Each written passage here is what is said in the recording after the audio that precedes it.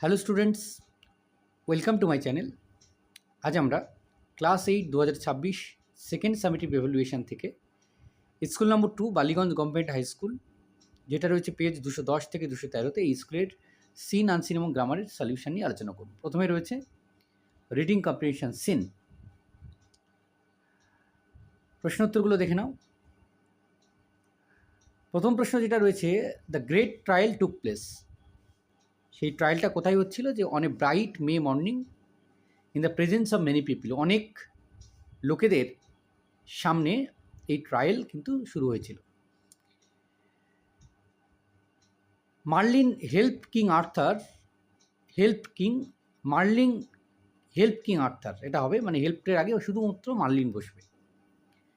When King Arthur approach the lake, যখন তিনি লেকের সামনে গেলেন, a beautiful arm with golden bracelet rose from the water holding এ শোল।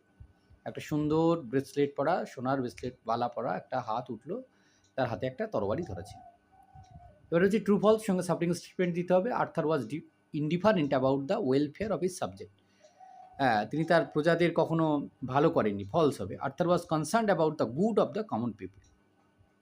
Arthur lost his royal shoot on the way to the valley, এটা false হবে। King Arthur had lost his royal shoot in a battle. এবার দেখে নাও, the she থেকে কবিতাটা রয়েছে। কি প্রশ্ন রয়েছে? প্রথম প্রশ্ন হচ্ছে, the she is a dash dog, the she is a hungry dog. The jaws of the she শ্যাজি, ডগ আর শ্যাজি আর কি, অমসৃণ। While licking his paws, the she-dog mourns. The she-dog, the stones, the she-dog bites and chews the stones. What does the she-dog do on the beach all day? সারাটা দিন ধরে সে কী করছে? সমুদ্র কুকুর। The she-dog rolls on the beach all day. সারাটা দিন ধরে সে গড়িয়ে চলেছে। What does the she-dog do shaking his wet sides? The she-dog howls and hollows long and loud. To shake his wet sides, তোমরা এর সঙ্গে জুড়ে দেবে to shake his weight sides. মাউন্স মানে হচ্ছে মেক এ লো সাউন্ড, গোঙানো আর কি। Cliffs মানে হচ্ছে steep rocks beside the sea, সমুদ্রের পাশে যে পাহাড়। কম্প্রিহেনশন আনসিনটি হচ্ছে আমরা পড়বো এবং তারপর প্রশ্নগুলোর উত্তর করব। Birmingham, July 6, 2025. Weeks before boarding the flight to England, Akashdeep was very excited to bowl with the Duke's ball. যে সপ্তাহ কয়েক আগে যখন আকাশদীপ, একজন ক্রিকেট প্লেয়ার, সে ইংল্যান্ডে উড়ে যায়, তখন সে ওই ডিউক বলে বল করার জন্যে খুবই আনন্দিত ছিল, উত্তেজিত ছিল। He was told by his senior teammate Jasprit Bumrah about how much the ball does in this part of the world and was itching to have a crack at the English batters and make the ball talk.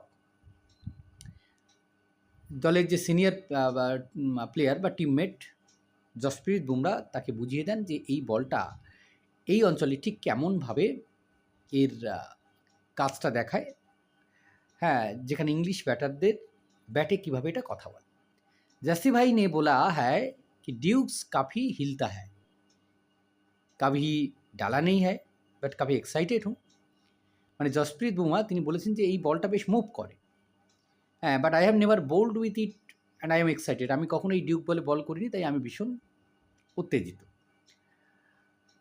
But the 28-year-old was in a shock when he arrived here.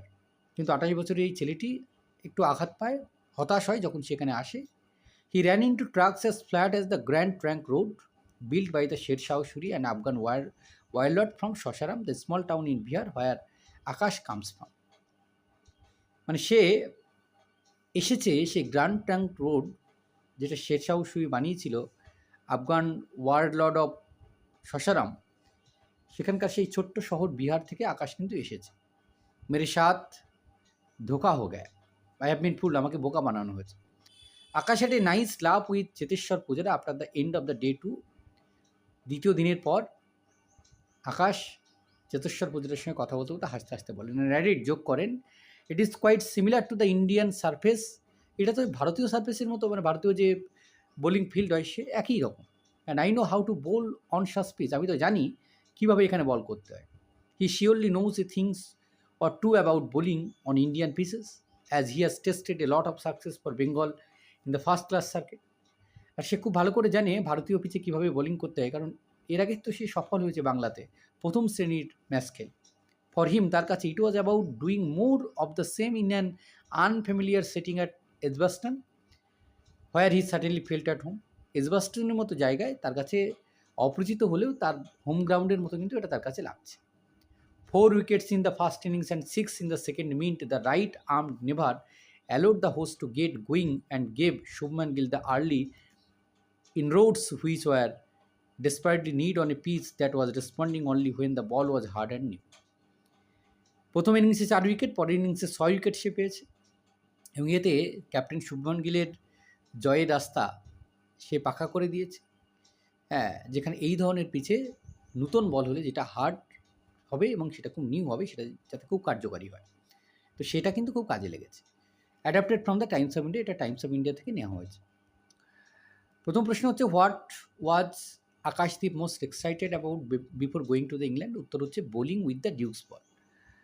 What did Akashdeep find surprising about the English pitches? উত্তর হচ্ছে they were as flat as Indian tracks. Where does Akashdeep originally come from? কোথা থেকে এসেছে? বিহার থেকে। Akashdeep got some tips on how to bowl at Edgbaston from? কার কাছ থেকে tips পেয়েছিল? জশপ্রীত বুমরার কাছ থেকে। Who was Sher Shah Suri? Sher Shah Suri was an Afghan warlord. What did Akashdeep expect to do with the Dukes ball? Dukes বলের সঙ্গে আকাশদীপ কী চিন্তা করেছিল, কী করবে? Akashdeep expected to make the ball swing and travel the batters. How effective was Akashdeep in the match at Edgbaston? কতটা effective ছিল তার ম্যাচটা? Akashdeep was very effective, taking 4 wickets in the first innings and 6 in the second. What advantage did Akash have while bowling on flat English pitches? He had the advantages of experience in bowling on similar flat Indian pitches. এবার হচ্ছে grammar and vocabulary. কী করতে হবে? Dependent ক্লজতে খুঁজে পার, main clause এবং dependent clause. প্রথম বাক্যে I miss the train as I was late, এখানে আই মিস দ্য ট্রেন হচ্ছে মেন ক্লজ, ডিপেন্ডেন্ট ক্লজ হচ্ছে অ্যাজ আই ওয়াজ লেট। 2 নম্বর বাক্যে মেন ক্লজ হচ্ছে they live in a place, dependent clause হচ্ছে where it is always cold. 3 নম্বর বাক্যে main clause হলো I do not know, dependent clause হলো হোয়াট হি ওয়ান্টস। ইনফিনিটিভগুলোকে আন্ডারলাইন করতে হবে। প্রথম বাক্যে to lie is a sin, to lie হচ্ছে infinitive. I am sorry to bother you again, to bother হচ্ছে infinitive.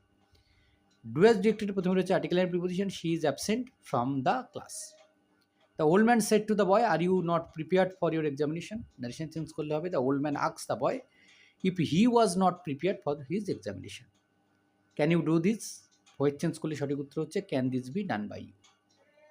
This is the cat, it killed the mouse. Relative pronoun দিয়ে join করলে হবে this is the cat which killed the mouse. এবার দেখো unseen passage থেকে শব্দ রয়েছে, reacting হলো রেসপন্ডিং, আননোন হচ্ছে আনফ্যামিলিয়ার। তো এই ছিল এই পর্বের সমাধান। ধন্যবাদ সকলকে সঙ্গে থাকার জন্য। দেখা হচ্ছে পরে নতুন কোনো ভিডিওতে।